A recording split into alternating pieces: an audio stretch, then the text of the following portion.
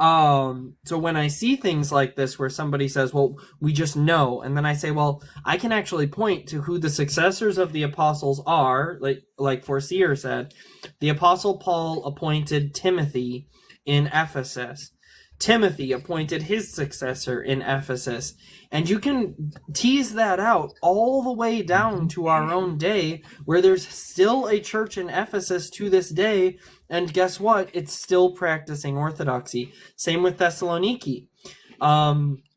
St. Paul appointed his successor in Thessaloniki. In Thessaloniki, they appointed successors. Eventually, Onesimus, the guy who was Philemon's slave, he eventually became the bishop of Thessaloniki for a time. And then he appointed a successor, and so on and so forth. And these things happened.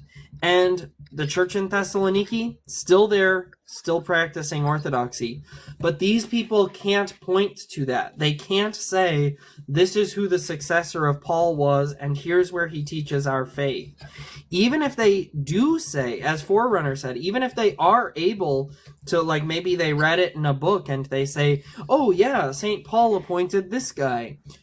Great. But then even if you do that, you're still left with a problem, because that guy didn't teach what you teach. And neither did the guy after him. And neither did the guy after him. So this is the problem, is these false teachers come along trying to lead people astray, and they teach a false gospel that goes against what we have received from the apostles, and that's why they are anathema.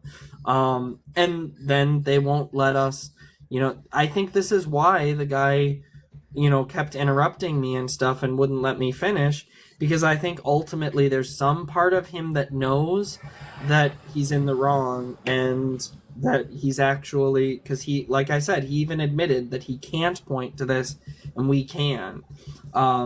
So, I pray for him, and I pray that God would bring him to repentance.